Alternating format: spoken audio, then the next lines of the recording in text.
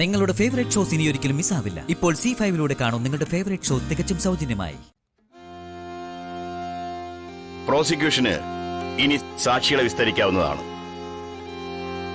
Thank you, your owner.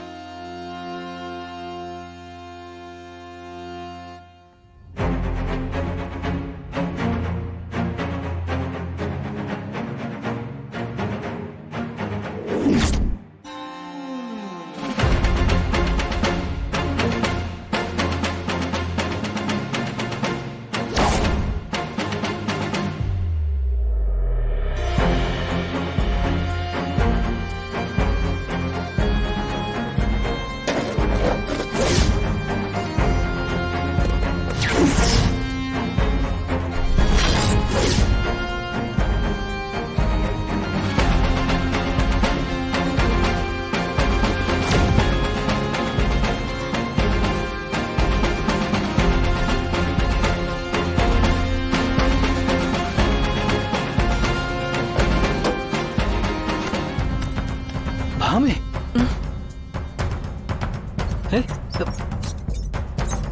എന്തിനുള്ള പുറപ്പാടിലാ നീ? രാഘവേട്ട, എനിക്ക് മാത്രമല്ല, രാഘവേട്ടനും പ്രാണന പ്രീതിയെ.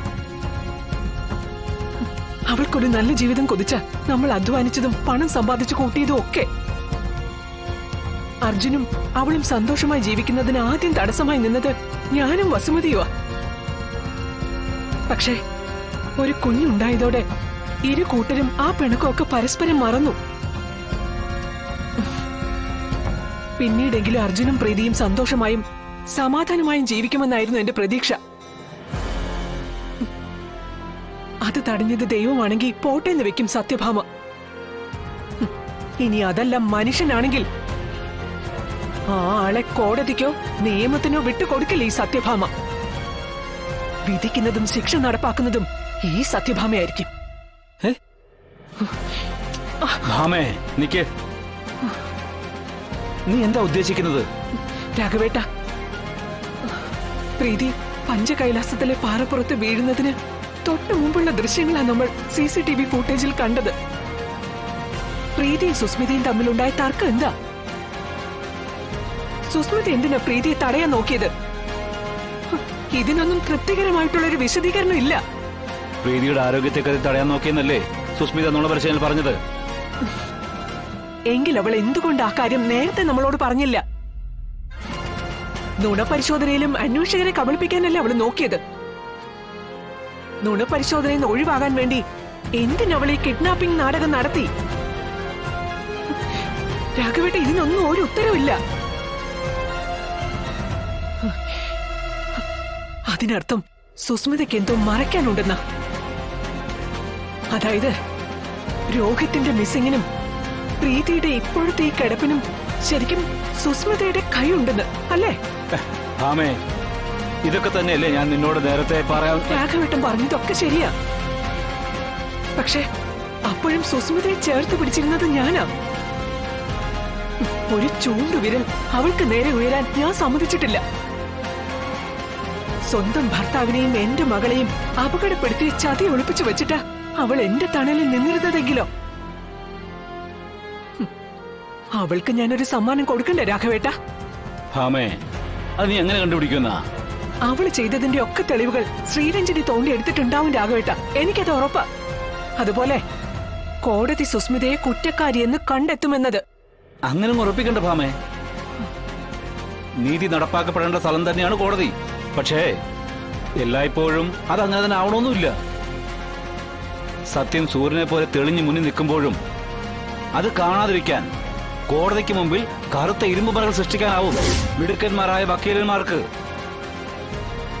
പ്രത്യേകിച്ചും ആമീർ അബ്ദുള്ളയെ പോലുള്ളവർക്ക്.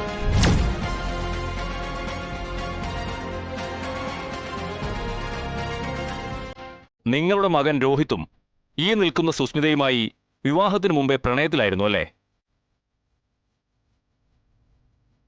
അറിയാവുന്ന ചോദ്യങ്ങൾക്ക് മറുപടി പറയാൻ ആലോചിക്കേണ്ട കാര്യമില്ല പത്മാവതിയമ്മേ.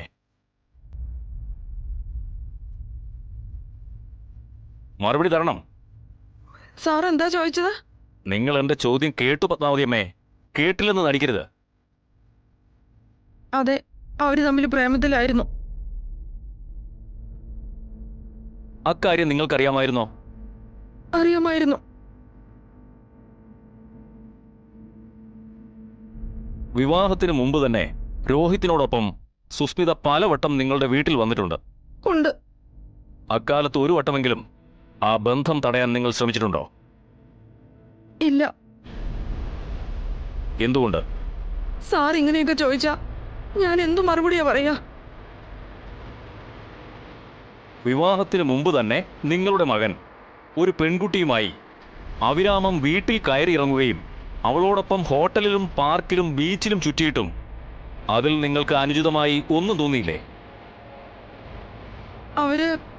അവരങ്ങനെയൊന്നും. പറയണം, അനുചിതമായി ഒന്നും തോന്നിയില്ലേ? അത് നല്ലൊരു കുടുംബത്തിൽ പിറന്ന പെൺകുട്ടിയല്ലേ? Milord, not a point. ആ പ്രേമബന്ധം എത്ര കാലം തുടർന്നിട്ടുണ്ടാവും? ഏകദേശം 1 വർഷം. ഈ കാലയളവിനിടെ നിങ്ങൾ അവളുടെ വീട്ടുകാരുമായി ബന്ധപ്പെടാൻ ശ്രമിച്ചിട്ടുണ്ടോ? ഇല്ല. വിലാസം, അച്ഛനമ്മമാരുടെ ഫോട്ടോ കണ്ടുള്ള പരിചയം, അങ്ങനെ എന്തെങ്കിലും? അങ്ങനെയൊന്നും ഇല്ലായിരുന്നു സാറേ. അതുകൊണ്ടല്ലേ അച്ഛൻ മരിച്ചു കഴിഞ്ഞപ്പോൾ രോഹിത്തിന് അവളെ അന്വേഷിച്ച് ഇറങ്ങേണ്ടി വന്നത്. Milord, note this too. ഈ നിൽക്കുന്ന സുസ്മിതയാണ് നിങ്ങളുടെ മകൻ രോഹിതിനെ കൊലപ്പെടുത്തിയതെന്ന് നിങ്ങൾ വിശ്വസിക്കുന്നു, അല്ലേ? അതെ സാറേ, ഇവള് തന്നെയാ.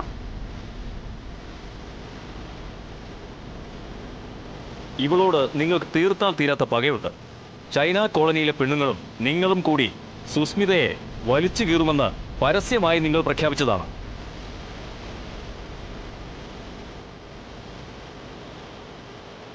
രോഹിത് കൊല്ലപ്പെട്ടുവെന്ന് ആരോപിക്കുന്ന ദിവസത്തിന് ശേഷം പിന്നെയും സുസ്മിത നിങ്ങളുടെ വീട്ടിൽ താമസിക്കാൻ കാരണമെന്താണ് പത്മാവതിയമ്മേ?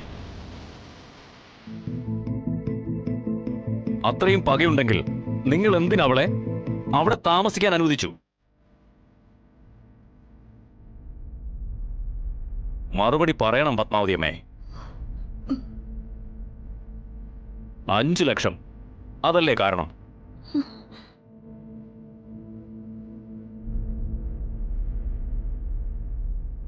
മിലോഡ്, ബാലചന്ദ്ര ഫിനാൻസ് എന്നൊരു ധനകാര്യ സ്ഥാപനത്തിൽ നിന്നും തന്റെ മകൻ രോഹിത് 5 ലക്ഷം രൂപ വായ്പ എടുത്തിട്ടുണ്ടെന്നും ആ സ്ഥാപനത്തിന്റെ ഉടമയായ ബാലചന്ദ്രനുമായി സുസ്മിതയ്ക്ക് പരിചയമുണ്ടെന്നും സുസ്മിതയിലൂടെ ആ പരിചയം മുതലെടുത്ത് കടം ഒഴിവാക്കാമെന്നും ഇവർ കരുതി.